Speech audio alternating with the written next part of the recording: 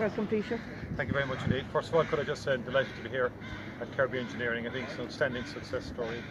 A great company that grew from humble beginnings with a strong international reach, with really top-class clients in respect of data centres, life sciences, renewables. And what I was particularly impressed with this morning is its investment in young people, in apprentices and in graduate programmes. So a very strong investment in human capital, which will guarantee this company's growth and success. And to be here to announce an additional 300 jobs at this company, I think illustrates the potential of the Irish economy to really grow post-pandemic. And I know with Minister Niall Collins, with Minister Harris, are working on the skills side, which is a big agenda for us as we move to invest in the green economy, digital transformation, and so forth. So I think this illustrates the capacity of Irish industry and Irish enterprise to bounce back and to continue to win important contracts across Europe.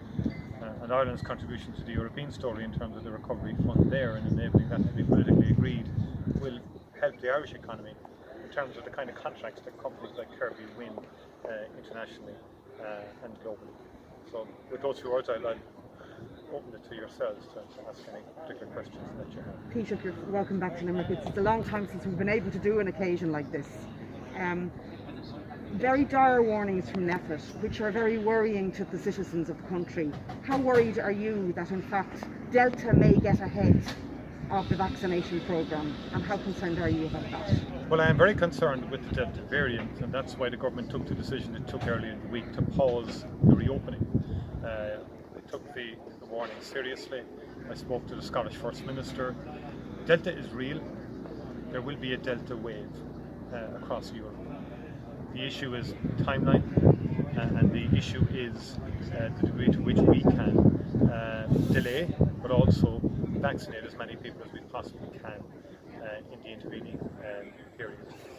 And I think it's evident in terms of the figures in Scotland and the UK more generally, the extent to which this can grow.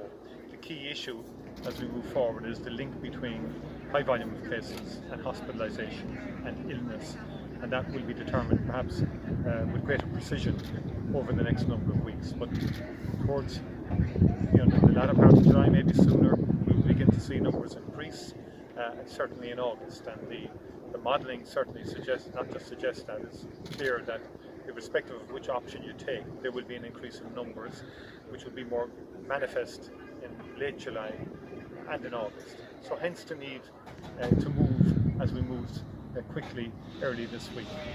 Taoiseach, are you confident enough is being done in terms of vaccinations and the rollout of that in order to ease the pressure on hospitals going forward when this fourth wave does come? Are you confident the hospitals will be able to enough will be done to prevent that happening? Yes, I am. I think we're going to be, in terms of vaccination, we will be moving everything we possibly can. As you know, announcements have been made this morning in terms of the Minister Donnelly, the task force, in respect of the opening up online to young people in terms of the access to Janssen in our pharmacies, and on the portal subsequently for AstraZeneca and Janssen for the 18 to 34 and then the 34 to 30 in respect of, in terms of the portals and the ongoing vaccination programme. So that's ongoing, and the vaccination programme has been operated very efficiently and effectively. And the positive news is it is having an impact on disease levels within the age cohorts that have been vaccinated. And also, relative to other European countries, we have a very high uptake of the vaccine, which is good. So very high, almost close to 100% in the over 80s, and then in the mid 90s for the over 70s. So that does give us protection in the more vulnerable groups. But the danger with high volume of cases is it can break through that wall. So the challenge for us is to build up that wall, that vaccine wall, to protect us against the Delta wave. That's the agenda as we move forward in the coming weeks. Taoiseach, very positive news today in terms of employment for Limerick. So I'm just wondering, with the recent announcement that Aer Lingus Space is meant to close being challenged and further concerns around the demise of the airport, are you concerned for employment and enterprise in Limerick and the Midwest region? Connectivity is very important. I said earlier in my speech that we believe in regional growth and in the growth of the regional cities. Now, the Midwest requires Shannon. Okay, we've already invested in the airport during the pandemic. We supported the airport and the airlines throughout the pandemic through the various employment schemes. For us, and I've made this very clear to Aer Lingus and other airlines, how critical Shannon is to the overall national plan on connectivity. Ireland depends on connectivity. You saw with Kirby Engineering the number of countries it deals with on a weekly basis in terms of engagement and so on. So connectivity is very, very important to us. To Irish companies who export and to companies who invest in Ireland and who locate in Ireland. So we'll be doing everything we possibly can to underpin and sustain Shannon Airport. Taoiseach, across the country, Taoiseach, there's families that have been left frustrated and angered because communions and confirmations, and we're told, can't go ahead. Can you explain why that decision was taken if it wasn't on the advice of NPHET?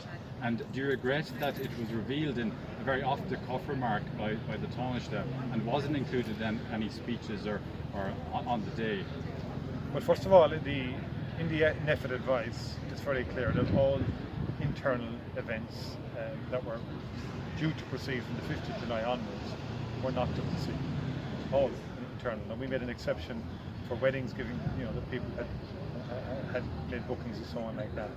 Earlier we had an understanding that confirmations could happen in July, and in respect of communions, there have been challenges in the past. Unfortunately, what NPHET are saying to us very clearly, indoor events are problematic. And in the past, unfortunately, during earlier waves of the pandemic, in particular the aftermath of communions, there were some spreading events, or what we call super spreading events, attached to the subsequent parties that occurred after communions. We don't do this lightly, and it's very regrettable that we have to make these decisions. But we do so to protect people, and we do so to protect society and to protect the gains that we have made. That's the only agenda, that's the only motivation, is to protect society, protect people, and protect the gains we have made. I mean, if you look at last summer, and you look at this summer, we've managed to reopen an awful lot more this summer than last summer, and enable an awful lot more to happen this summer than last summer. And we want to try and maintain that. But it's very clear, and in my most recent discussion with the CMO and others, and observing what's happening in the UK, we need to get it into our heads that Delta is real, and it's going to happen. If the forecasts don't turn out as bad as people have said, well, that's good news all round.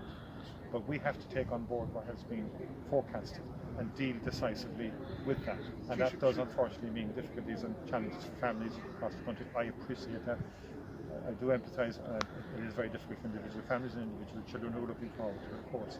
But we are in a situation where we have to take decisive action. Taoiseach, talking about children there, should vulnerable children in Ireland below 18, like to 15-year-olds and even below that, should they be vaccinated? Speaking to one mother in Limerick, his son is 12 years of age, he has cystic fibrosis. For the last year and a half, basically the family have been marooned in their house because of the virus. What can you say to that mother who wants a vaccine for her 12-year-old? Well, we're asking NIAC, National Immunisation Advisory Committee, to come forward with advice in respect of children, but particularly children with underlying conditions. I do understand that. It's very worrying for the families. And it's something I hope that we can get advice back on quickly to get moving on. Yes, the minister has. Yes. But no, it's not a question of advice so far. They will advise definitively now that there are the various clinical trials in relation to children in respect of some of the vaccines have happened, and EMEA and FDA have given approval in some respects. Yes, and Europe is preparing for the vaccination overall of children for next year. But for children with underlying conditions, it's more immediate and urgent. So we have to take advice. The politicians on their own will not make decisions in this country in relation to vaccinations. From a safety point of view, a clinical safety point of view, we will take advice from the Immunisation Advisory Committee and from the Chief Medical Officer in that regard. That's the safest thing to do. And I think people need to bear that in mind in the context of the pandemic. But obviously, the concern is there for children with underlying conditions. I'm concerned about it, so we want to get this clarified and resolved as quickly as we can for the parents and the families involved. You have a bit concern around Limerick in terms of COVID figures there. Just a few weeks ago, you know that the Health Minister, the CMO and stakeholders in Limerick had a meeting to discuss what's going on here. So what's your view on where Limerick is at now? Well, I think across the country, I think there was good moves made, and I think that event in itself and that intervention was helpful. But we are worried about the potential for spread of the Delta variant across the country, particularly when it gets to a certain threshold. I mean, it's well over 55% at this stage. It could be higher now. We'll get formal data on Monday as to the prevalence of Delta and how much it makes up now of our story. I think it will be well north of 55 by Monday, and that means then it would spread more rapidly. So the national So we need to reduce indoor congregation as much as we possibly can. That's the message. Taoiseach, can you confirm whether pharmacies were aware of the announcement this morning regarding the rollout? My understanding is that there's been an ongoing arrangement with the HSE. I think that this has been discussed for quite some time, in terms of the issue of opening up pharmacies for younger people, and I think pharmacies have been anxious to become involved in the programme. So I think it's good news. Basically, we're saying that people can register, and in terms of the Janssen in particular, and I think people are responding, and that's good news all round. We'll manage the operational issues every day. And are there concerns about the supply chain? Well, the supply chain is, as we know, it's about 175,000. By next week, we have 100,000 in the fridges. I said this yesterday. About 80,000 due from Janssen in the first week of July, for July. So we're looking for more, obviously, in that respect, and we're in touch with the company. Will you be at the match tomorrow, Taoiseach? I would like to get the match tomorrow. I have a lot on tomorrow. Surely it's Limerick here again, would you agree? Sorry? Limerick Didn't here. hear that? Well, I put it this way to you. They are the team to beat. Okay? Very, very formidable team. Excellent qualities, so on like that. We're very humble in Cork. We always like to give it the best shot we can, What was it like to meet the... Thanks, Taoiseach. Thank you.